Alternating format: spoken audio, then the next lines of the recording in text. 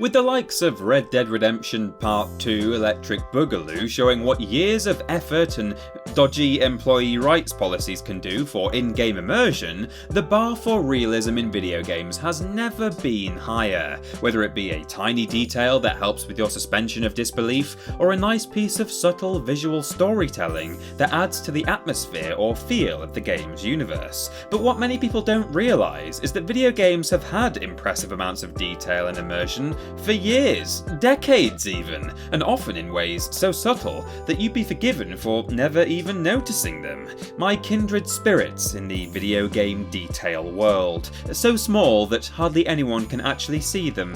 It's a cruel existence, really. So, with my empathetic hat on, I'm Little Peter from TripleJump that you never even noticed, and here are 10 little details in video games that you'd never even noticed. Number 10. NPCs' inner lives, The Elder Scrolls 4 Oblivion. With many video games, the action is centred around you. Indeed, the whole universe revolves around you, you selfish git. However, in Elder Scrolls 4 Oblivion, you can actually see NPCs living out their intriguing, if predictable, lives. With a radiant AI system described by our Lord and Saviour Todd Howard as a combination of Ultima 7 and The Sims, the NPCs don't just walk up and down the same paths or hang around in one spot, but are given general goals for the day, and are also directed by basic personal needs such as sleeping, eating, drinking, or even stealing and killing, depending on their particular character. Roderick Pierne, for example, is having an affair and can often be seen sneaking to and from his mistress's house, if you stalk the guy in a slightly creepy way.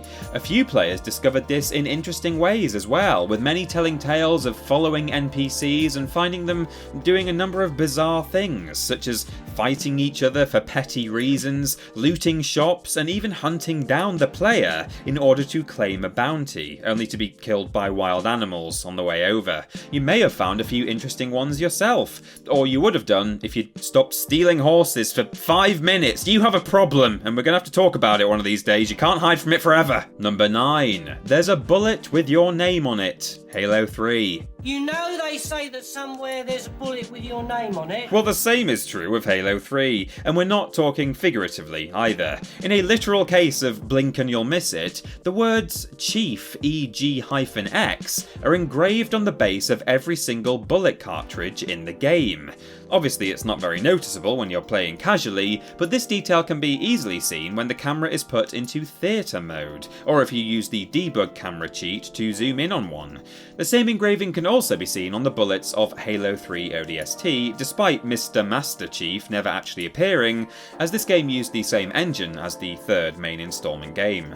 There's no obvious explanation of what EGX might stand for when I do a Google for it though, so go off in the comments if you've any ideas. I'm assuming it's not the Eurogamer Expo, but until someone comes up with a better idea, I won't be able to unsee that. Help. Number 8. Ice Cubes, Metal Gear Solid 2. Metal Gear Solid 3 made rather a name for itself with all the little details and Easter eggs scattered throughout that game, with a boss beatable via old age if you fast forward your console's clock a few weeks, to the ability to make another boss fight easier or harder depending on how many of his henchmen you'd killed, as they'll be resurrected as ghosts throughout the fight with the specific wounds that you caused them. In fact, if I was that way inclined, this list could have been made up exclusively of moments from the Metal Gear Solid series as a whole, because Jesus Christ, Konami, calm down! There is, however, a particularly tiny detail in MGS2 that makes its sequel look almost amateurish, to be honest. If you shoot at a small ice bucket on top of the bar, spilling the ice onto the table, you can watch as the cubes slowly melt over a matter of minutes. This apparently only works in this one room though, which is frankly mad. To have gone to the effort of adding ice melting code into the game, and then only apply it to a singular bucket that may not even be registered by the player as an interactable object, well, only Konami. That's all we can say. Number 7. Ants, The Elder Scrolls 5 Skyrim. With such an expansive world, Skyrim is one of those games where possibly more hours have been spent unpacking its details than people have actually spent in the game itself. Every region has its own citizens, history, ridiculously expansive books of flavour text, and enough animals to create an entire zoo, all of your own.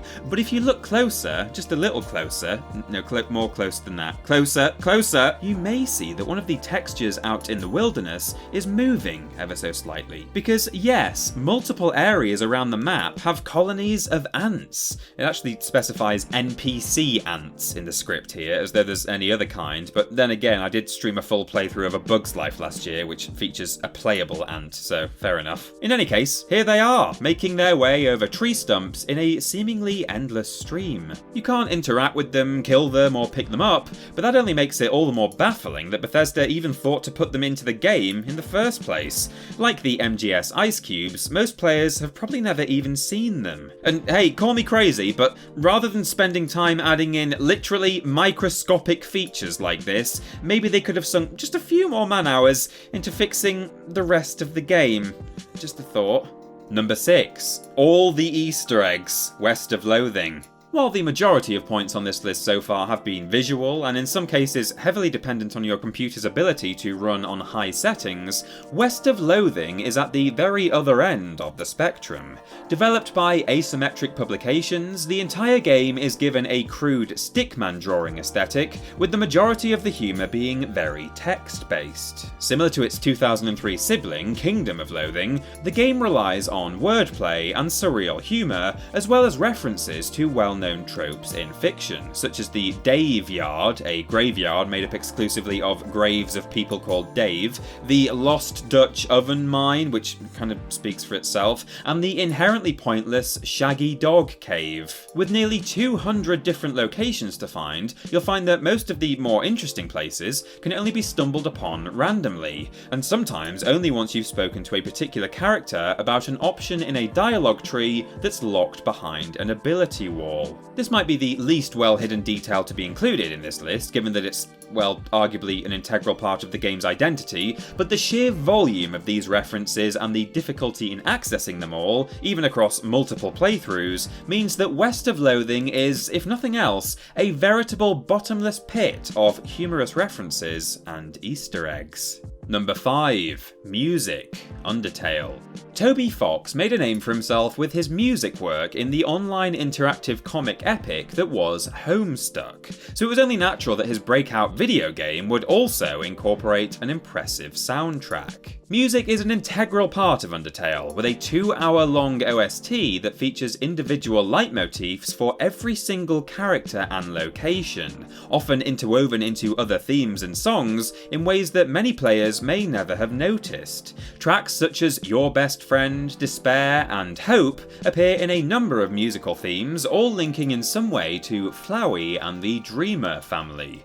And the less said about Megalovania, the better. Even in its technically standalone but not quite standalone in some ways sequel, Deltarune, there is a continued use of a series of notes that are revealed in the final seconds of the credits to mean, don't forget, I'm with you in the dark. There are hundreds of motif compilations from dedicated Undertale fans pointing out every time they appear in the game, and dozens of fan theories and interpretations about how the use of certain themes hints to a larger, more mysterious narrative. Number 4. Working Mirrors, Hitman 2. Isn't it just typical? You're on a hit job, you've managed to track your target into a secluded corner, you're about to jump them, and then they spot you in the reflection of a mirror. How unusual. Mirrors have long been a difficult thing to depict in video games, with developers often choosing to texture over them or smash them up in order to avoid having to deal with the reflections. So to have the AI react to you via a mirror's image is not only very impressive, but also downright unexpected. It's a funny thing really. In reality, we wouldn't think twice about someone spotting us in a reflection, but we're so used to video game mirrors being inert and rubbish that your first thought when it happens in Hitman is that you were caught out unfairly. On the contrary though, 2018's Hitman 2 even features an additional mechanic to help you get around this stuff, whereby you can fog up the mirrors by running a tap so that your reflection is no longer visible before taking down your target. Number 3. Laundry physics. Everybody's gone to the Rapture. Oh, it takes you back, doesn't it? Sunny days in the garden of your childhood home, washing just hung out to dry by your mum. Or dad, thank you very much, you sexists! Dashing in and out of the sheets with the sweet smell of fabric softener wafting over you. Happy memories. I mean, Pennywise has slightly tarnished things, but all in all, good, wholesome, garden-based fun, eh? You may be surprised then to have those memories suddenly dragged to the forefront of your brain whilst playing a post-apocalyptic walking simulator, but here we are. Developed by the Chinese room through the CryEngine for PS4 and later Windows, Everybody's Gone to the Rapture is pretty spot on when it comes to the design and atmosphere of an English country village. It's all here. Little cottages, village green, British road signs and phone boxes, a touch of light xenophobia in the dialogue, and even having actors from BBC Radio 4's The Archers voicing some of the characters. So, despite the little detail about how everyone appears to have died or been abducted by Tim Curry or something, it's weirdly appropriate that you can replicate your childhood laundry games in a few of the back gardens here. Any sheets you can find out on the washing line will react to your POV camera going under them as realistically as they would do if you did it in person. And that's a crucial point here, by the way. Rapture isn't the first game to have dynamic sheets that you can headbutt about the place by any stretch, but the accuracy with which these washing lines move is something else entirely, and still an utterly adorable bit of video game attention to detail. Number 2. Enclave Cutlery, Fallout 3. Hats off to Bethesda for getting into this list 3 times. It has to be said that despite the ropey engine they constantly use, their open world RPG games have always included fascinating attention to detail, not least in the way that they're able to tell human stories, often without any dialogue or text. When you explore the Enclave base at Raven Rock, for example, looking for typical post-nuclear tat like bottle caps and scrap metal like the rad-infested rag and bone man you are, you'll find a crawl space underneath the grated floor of the mess hall, where dozens of pieces of cutlery have fallen down during meal times over the years. It's a lovely moment of humanization for a group of antagonistic NPCs, without any of them actually having to even be here for the scene to have its effect. Again, say what you like about the overall polish of these games, but moments like this are what make Bethesda's RPGs so charming. And number 1, Rain on the Windscreen, Driveclub.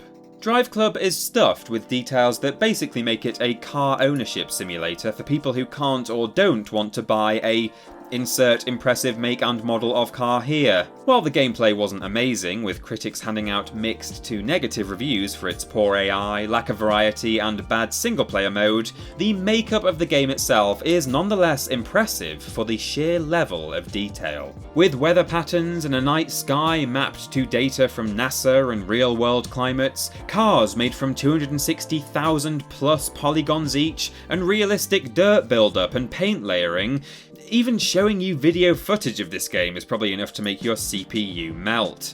One thing that's easy to miss though is that with all the aforementioned climate detail comes rain. Remember those times as a child when it was not so sunny that you could run between the sheets in the garden outside, and instead you'd have to watch raindrops chasing each other down window panes, perhaps as you sat in a traffic jam on your way to Auntie Bertha's house in Clapham Junction? Well, hold on to your hats, because Driveclub is about to drag this quaint activity kicking and screaming into the digital age by employing dynamic physics to the raindrops that land on your windscreen. What? Depending on the weather pattern you choose for your race, be it lightly spitting or absolutely pissing it down, the raindrops will react to the speed of your car, the wind trajectory outside the vehicle, and of course the movement of the windscreen wipers, which incidentally even leave that really annoying triangle of wet window that can never be cleaned. Okay, yeah, I hate this game. We're done. And that's our list, but what interesting little video game details did we miss out? Let us know in the comments below. You can follow myself and TripleJump on Twitter here, and if you want to support the things you enjoy, then check out the rewards on our Patreon. Finally, don't forget to like the video, share it with your friends, and subscribe to the channel. I've been Peter from TripleJump, and thanks for watching.